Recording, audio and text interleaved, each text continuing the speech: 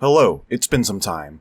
I've decided to take a little break from my little comic book side project to make some actual videos for you guys. Sorry for the prolonged hiatus, but I assure you I'm back.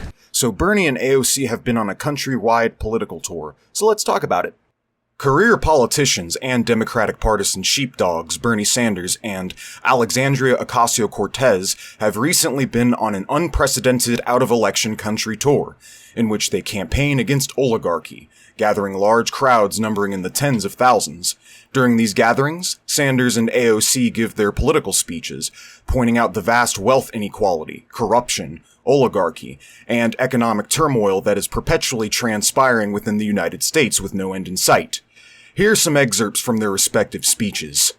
Now here's something that we don't talk about too much. What does it mean? What does it mean to live paycheck to paycheck? Tell me. What does it mean? Robbing Peter to pay Paul. Well, yes. Going without. Knowing how to pay your credit card when interest rates are 20% if you're delinquent, right? Wanting to buy a house. How are you going to ever figure that one out? Yes, sir. Whether or not you're going to buy your prescription drugs or do you pay your rent? Going hungry in America. Way in the back there, yeah. Wanting to go to college, not having the money to do that, yeah. All of that stress has an impact on your body and your mind. And in the richest country in the world, working class people should not have to die unnaturally young. They should be able to live long and productive lives. Because you know which Coloradans did vote to gut Medicaid and have a healthcare costs? Every single Republican representative from Colorado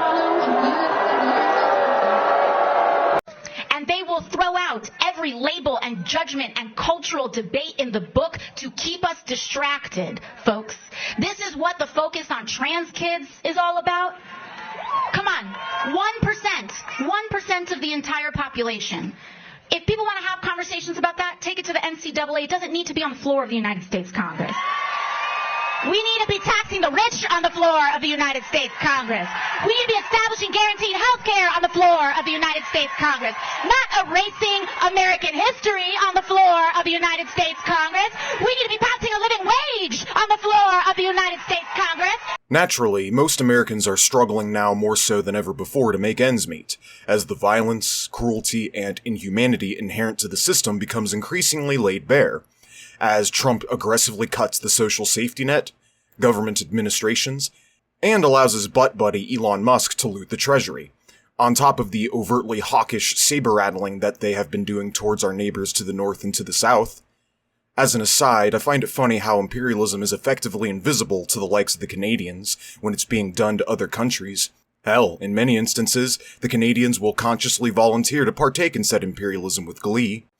But then when Trump threatens tariffs or to annex Canada, all of a sudden the Canadians stand in collective solidarity against US aggression and imperialism. Don't call me a rat, buddy.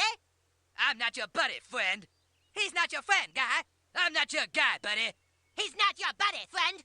So it wasn't imperialism before, when Canada partook in the invasions and bombing campaigns of Iraq, Afghanistan, Libya, and Syria, but now Trump threatens tariffs and expresses desire to annex Canada, and so only now it's a problem, now that it affects you personally? Of course, this sort of behavior is par for the course for Westerners at large, however. If it doesn't affect me personally, then the problem doesn't exist. A mindset that speaks massive volumes to the morally bankrupt quality of character of Americans and Westerners at large, and is a big reason why the world is the way that it is in the present, but I digress. The fact that tens of thousands of people are turning out to these events in such massive droves outside of election season speaks volumes to a very real necessity for progressive reform in American politics. It also speaks to the growing class consciousness and awareness among the American proletariat.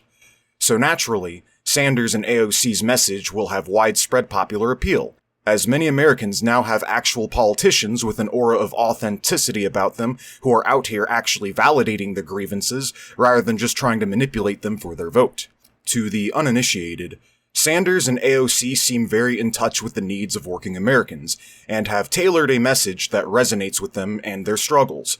So I completely understand why so many people are turning out to these events, and turn out in droves to support them. Unfortunately, for all of their flowery rhetoric and lovely-sounding policy positions, at the end of the day, Sanders and AOC are Democrats, meaning their loyalty to the working class constituency that they seek to appeal to will always come second to their political careers. And so when crucial moments arise, when the time calls to take a principled stand, they will always put their standing in Washington before the needs of the workers' movement, as your working class interests come to an end where their political careers begin. I'll show you. When the chips are down, these civilized people, they'll eat each other. In other words, they will betray you. And they have betrayed you. Multiple times, in fact. As usual, American workers have the collective memory of goldfish, as they seem to have forgotten about the rat fuckery, electoral fraud, and the many instances of both Sanders and AOC putting their loyalty to the Democratic Party before the political revolution that they claim to be a part of. And so, I will always be here to remind you, since you people always seem to forget who Sanders and AOC actually are, and the sinister purpose that they serve within the Democratic Party machinery. So I'm sorry to be the bearer of bad news. I know, the truth hurts, but Sanders and AOC are both sellouts. It's a fact. I know you want to believe in them because they validate your grievances and tell you what you want to hear, but at the end of the day, both Sanders and AOC are career politicians whose success hinges on selling you hope. Some of you might think to yourselves, but Trav, they reject corporate lobbying money. They have a well-lined out and well-thought-out working-class progressive reform and agenda. How is it possible that they're still status quo stooges? Well, I'm glad you asked. Allow me to explain why. Back during the 2016 and 2020 Democratic primaries, the collective of the Democratic establishment actively worked to completely undermine the presidential campaign of Senator Sanders. From closing voting booths early, to flipping people's party affiliations so they couldn't vote, to the outright purging of voters off the rolls, to outright electoral fraud, in which votes were flipped from one candidate to another. TDMS research has found that when examining the exit polls, which is when people are polled and asked who they voted for as they leave the voting booths, it has been found consistently across dozens of states that there were massive discrepancies between the exit polls and the published polling results, with some disparities being greater than 5%. And what do you know? These discrepancies were always in the favor of the Democratic establishment candidate and against the progressive candidate Bernie Sanders. This is not a coincidence. It's not a conspiracy theory. It is a measured, well-documented phenomenon, especially when you consider the horrible operational security of our voting booths, in which all it takes to hack one of them is a 5th grader level science education. I cannot recommend this book enough. 77 billion to 1, 2016 electoral fraud. And if you don't think our elections are rigged, then you haven't been paying attention. The United States government meddles and tampers with elections all across the world on a routine basis. Yet you are naive enough to think they also don't do this shit back at home? Otherwise, in both instances, what was the response of the Sanders campaign in the wake of this straight-up fraud? Was it to publicly call it out and expose how much of a fraudulent sham these elections are? Was it to crowdfund a lawsuit against the Democratic Party for this illegal and undemocratic electoral tampering? Was it to publicly denounce the Dems and announce his departure from the party for good? Was it to join the Green Party or constitute a new American Labor Party with his hundreds of millions of dollars in small campaign contributions? Nope. Instead, he takes a blind eye to it, acts all buddy-buddy with the establishment Democrats, fearmongers about the evils of a Trump presidency, and then in both instances proceeds to throw his revolutionary movements under the bus by endorsing the establishment candidates, first Hillary Clinton and then Joe Biden. Both of whom are satanic ghouls with the blood of children on their hands, both of whom supported the Iraq War, and both of whom are Zionists who greenlight genocide in Gaza. And on those two issues alone, they are worth our collective condemnation and scorn. And I could bring up a million other examples as well, but that's not what this video is about. But that's okay, right? Even though both of them are child-murdering demons, they're the lesser of two evils, so it's the only pragmatic decision moving forward, right? Forget building a third party, forget dual power, forget actually fighting for a working-class agenda, forget the political revolution that Sanders was pushing for. Just go with the status quo, right? Don't think about it. Just turn your brains off and stick your head in the sand. You'd think these people would have learned their lesson by now, considering that the Trump administration is a direct consequence of uncritically, unconditionally going with the status quo, right? After all, why should Sanders take a principled stance to advance his working class agenda when it could potentially compromise relations with his good friend Joe Biden? After all, wouldn't want to offend the moral sensibilities of a mass murderer, right? That's right. Bernie Sanders put his friendship with this child-murdering demon and his political career within the Democratic establishment at large before the long-term needs of the workers' movement. And so no matter how progressive his agenda might seem, in practice, he's a traitor. When the tough gets going, he will betray you just like he's done repeatedly before. Again, your working-class interests end where his political career begins. Naive progressives will insist that a Democratic administration is more beneficial than a Republican administration because they're the left wing of the two-party duopoly, and with hard work and advocacy, that we can potentially pull them left on various issues. Only problem with that is when they fail to do so every single time. In practice, the progressives will never succeed in pulling the Democrats left. Quite the opposite occurs, as in order to maintain their careers in Washington, it is the progressives who inevitably get pulled to the right. Here's some examples. Over the course of Bernie Sanders' electoral bids, one issue that he has consistently campaigned on was tuition-free college, as well as forgiving student loan debt. It was a popular cornerstone of his campaign. What's happened since then? Well, Sanders basically gave up during the coronavirus pandemic and surrendered his campaign over to Joe Biden, as it would be irresponsible for him to continue campaigning during a pandemic. Otherwise, that's besides the point. A year later, in 2021, Sanders tweets the following, quote, "Far too many young people are unable to obtain the good-paying jobs that are out there because they lack the higher education. It's long due time that every American have the right to 2-year free community college," unquote. Notice how much he's watered down his rhetoric under the Biden administration. He went from fighting for tuition-free college outright to a downgraded free 2 years community college. This is a golden example of how these progressives don't pull the establishment left, the establishment pulls them right. And notice how that's worked out for them. Where's our free 2-year community college at?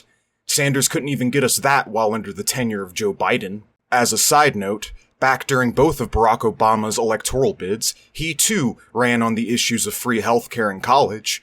Instead, we got the Republican alternative to single-payer healthcare and a slightly more money dedicated to financial aid towards college. And remember, Obama made it much further than Sanders did. He actually got elected president. There was nothing stopping him from giving us single-payer outright, and lo and behold, we get the lame-ass Obamacare instead. Let's move on to AOC. Between the years 2020 and 2021, at the height of when people gave a shit about the coronavirus pandemic, there was a call from various sects of the constituency, as well as media figures such as Jimmy Dore, for AOC and the squad to float Medicare for All to the desk of Nancy Pelosi. In doing so, the squad would leverage their votes against her, threatening to withhold their support for Pelosi's nomination to Speaker of the House should she refuse to sign off on Medicare for All. But no. Instead of leveraging their votes to pressure this right-wing dinosaur to sign off on Medicare for All, they instead do not do that, and are like, nah, we're just gonna vote for you unconditionally. After all, why would we put anything on the line for the greater good? We as career politicians have had to work so hard to get our foot through the door to finally make it to the White House. Why would we put that on the line for the sake of workers' rights? Not convinced. How about after spending months railing against Trump for putting kids in cages at the border, AOC turns around and defends Biden for upholding the exact same policy? Only when Biden puts asylum-seeking refugees in concentration camps, it's somehow okay, right? Or it's somehow not as bad, right? I have been in contact with the Biden administration personally. And what I can tell you that's different about this administration, again, I'm not here to excuse it. I'm not here to say this is good. I'm not here to do anything. But one thing that is different is that they're trying to figure out and they're trying to create the resources to actually end this problem. Oh yes, I'm not here to excuse it, but we're trying to change it. Trust me, bros. Being a future person looking back, I'm happy to say that your Lord and Savior's best efforts have been an astounding failure. Makes me question the authenticity of it when Biden upheld the exact same policies you are currently making excuses for under his tenure. I'm not here to do anything. I'm not here to do anything. I'm not here to do anything. I'm not here to do anything. I'm not here to do anything. I'm not here to do anything. Or how about when she condescended and told the family members of the victims of the Palestinian genocide that they just need to fall in line and support the Democratic Party, regardless of the fact that it is directly under the tenure of the Democrats that said genocide has been greenlit, enabled, and actively perpetrated in the first place on the grounds of defending democracy and leftist organizing being less aggressively repressed by the police state. Ignoring the facts that our elections are rigged, pay-to-play shams, on top of the fact that it is directly under Biden's tenure that thousands of peaceful protesters and leftist activists have been arrested, jailed, and brutalized by the cops. As a matter of fact, the issue of Israel and Palestine is a great litmus test for whether or not a person is truly an ally to the workers' movement, as AOC, for all her bluster about being anti-war and anti-genocide, is still affiliated with the very party perpetrating it and doing nothing to build up the alternative. Even worse, she has actively gone out of her way to slander student protesters and organizers against Zionism as being anti-Semitic, and has even gone as far as to host 2 high-level Zionist lobbyists on her Twitter platform to do Zionist propaganda against said protesters and organizers.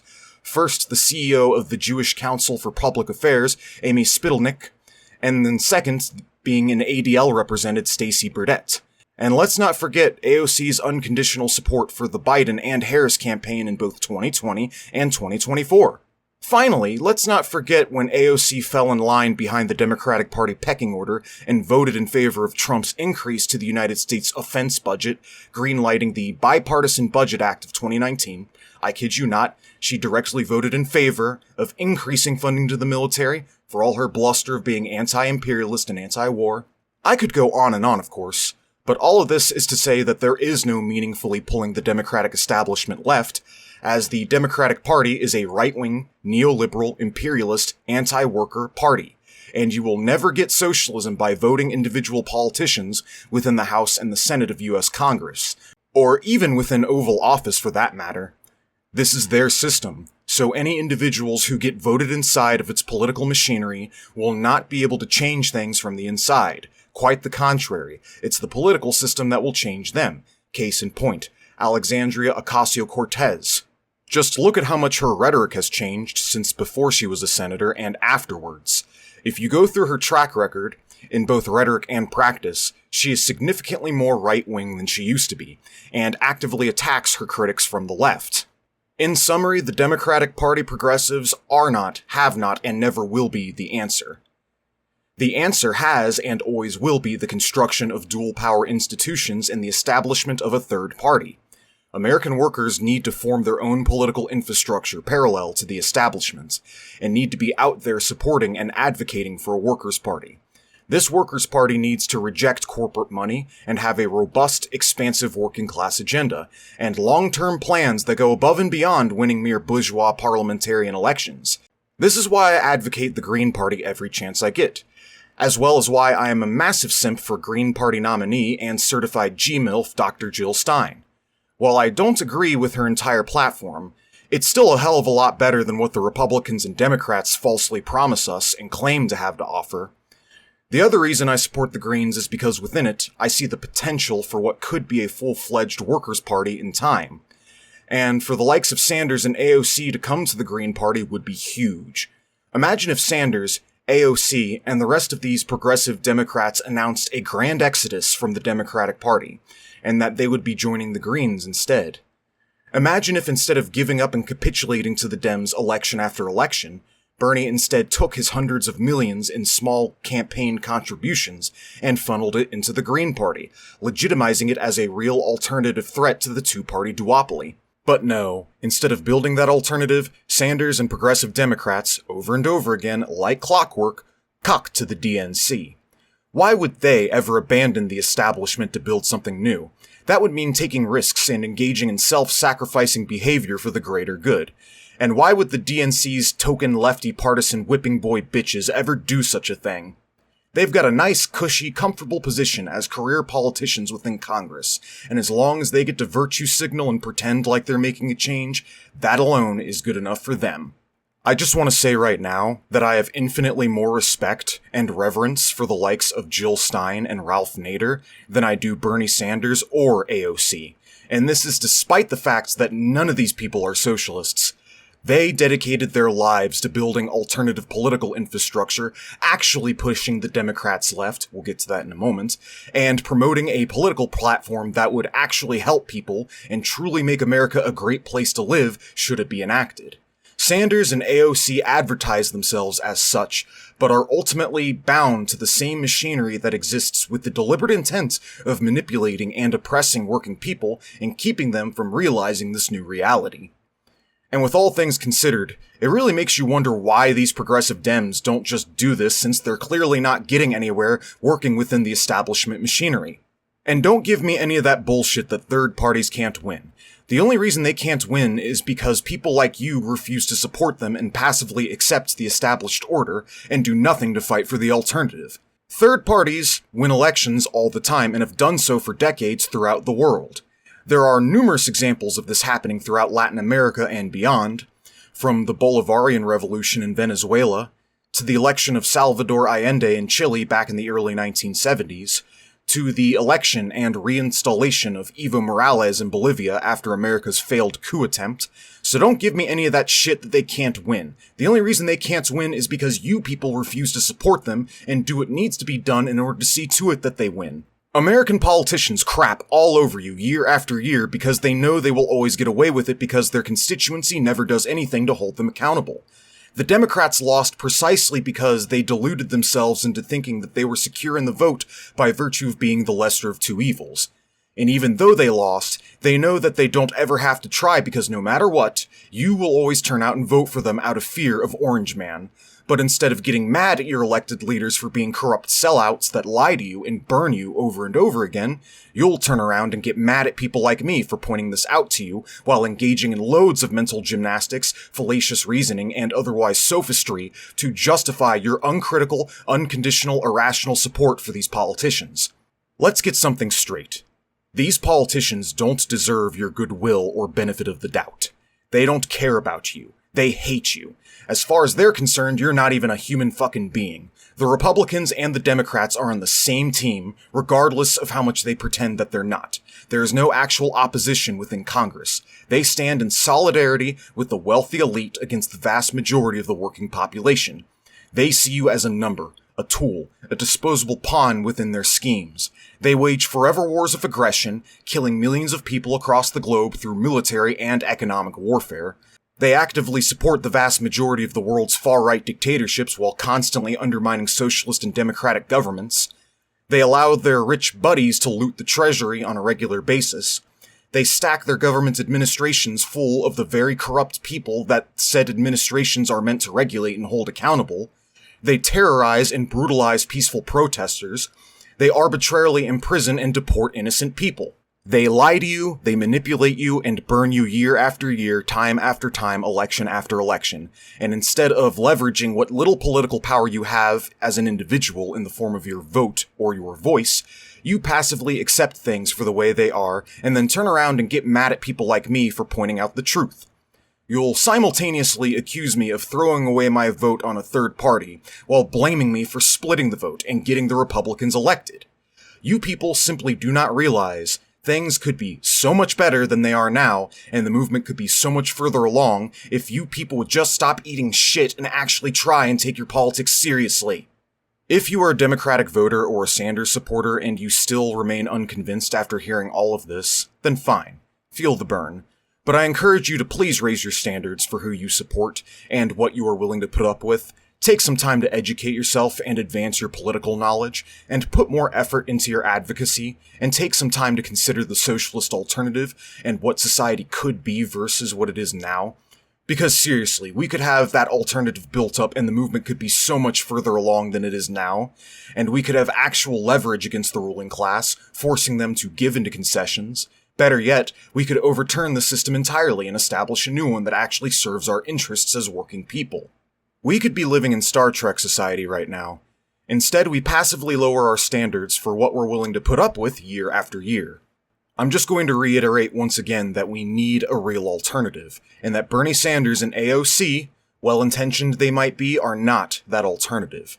They're sheepdogs whom the Democrats tolerate the presence of and allow within their party as to siphon support away from the actual left and third-party alternatives. The very concept of a Green New Deal originates directly from the Green Party platform, but over the years it has been co-opted into a talking point by the Democrats. They know there's a necessity for this type of progressive reform. They know there's popular demand for it, and they keep these progressives around as lackeys in order to capture popular support from working Americans with real grievances and genuine passion for change, while funneling that collective fervor into the confines of a political machine designed to castrate their efforts at every turn. You have to understand, they will never allow Bernie Sanders or a candidate like him to become president. It isn't going to happen. They are a pro-corporate, pro-capitalist, imperialist, anti-working class, anti-socialist party. And there can be no change while working within their party. So next election cycle, do not allow yourself to be duped by these partisans. Remember, they only exist to siphon your support away from a real alternative. And then election year after election year, browbeating and gaslighting you into thinking you owe them your support, and that if you don't vote for them, the Republicans, whom they conveniently collaborate with constantly and do absolutely nothing to resist, will get elected. And trust me, bro, they're so much worse. Plus, I make loads of promises and spew loads of flowery-sounding rhetoric that sounds good to your ears, and I tell you what you want to hear, right? Wouldn't you rather elect someone who will say nice things and tell you what you want to hear, rather than mean man who says mean things that you don't want to hear? Don't I look so much better, and aren't I just so much more virtuous than my Republican counterparts? Orange man bad, vote me. No, let's cut this shit out. These are the politics of a fool and a coward. Don't allow your politics to be defined as such. You don't have to buy into their bad hostage situation if you don't want to. You can make something new, you can build something new, you have significantly more power and influence than you realize, abandon both parties, and stop voting blue. And red for that matter.